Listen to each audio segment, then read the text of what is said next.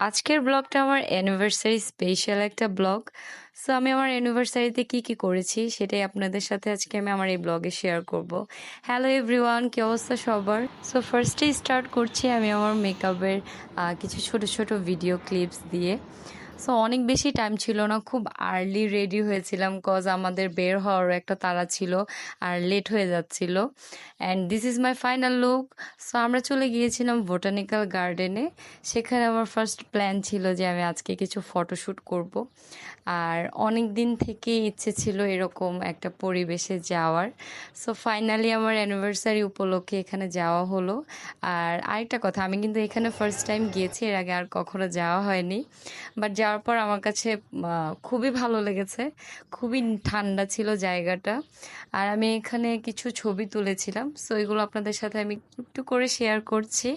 আর অনেকগুলো ভিডিওসও করেছি, আর ভিডিওসগুলো আমার খুবই ভালো লেগেছে। এই ভিডিওটা ভালো লাগার মধ্যে একটা ভিডিও ছিল। সো আমাদের ভিডিও আর ছবি তোলা শেষ করে আমরা চলে গিয়েছিলাম মিরপুর 12 নম্বর সুলতান ডাইনে। সো এটার বাহিরের ডেকোরেশনটা আমার কাছে খুব ভালো লেগেছে, এজন্য আমি একটু ভিডিও করছিলাম ঢোকার আগে।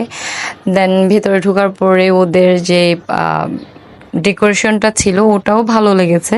বাট জায়গাটা তো বড় ছিল না, ছোটোর মধ্যে আমার কাছে খুবই ভালো লেগেছে। আর ওখানে আরও বেশি ভালো লেগেছে, ওখানে মিউজিক চলছিল, এই জন্য আমি আরও বেশি এনজয় করেছি। আর এটা হচ্ছে ওদের খাবারের মেনু। সো আমরা এখান থেকে অর্ডার করেছিলাম ডেফিনেটলি কাচ্চি। আর ওদের কাচ্চি তো অলওয়েজ বেস্ট, আমার কাছে খুবই ভালো লাগে।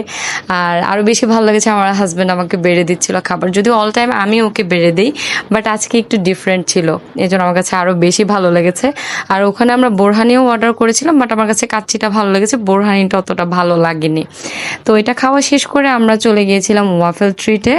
ওখানে আমি অর্ডার করেছিলাম চকলেট ওভারলোড যে ওয়াফেলটা ছিল ওটা। টেস্টটা আমার কাছে মোটামুটি লেগেছে। সো খাওয়া শেষ করে আমরা বাসায় চলে আসি।